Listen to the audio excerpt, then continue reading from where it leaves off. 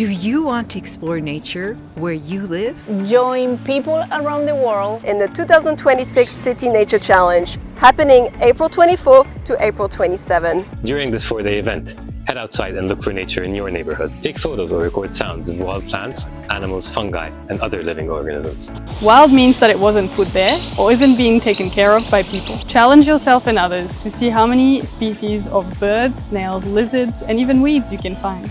And avoid the 3 Ps: people, potted plants, and pets. As much as we love them, they don't count in the City Nature Challenge. It is easy to take part. Upload your findings on iNaturalist or your city's preferred platform, and then others in the community will help identify what you have found. Every upload helps scientists better understand the diversity of life, or biodiversity, in our cities. Your photos and audio recordings are essential to making cities places where humans and wildlife can thrive. So, put your nature eyes on and join the 2026 City Nature Challenge.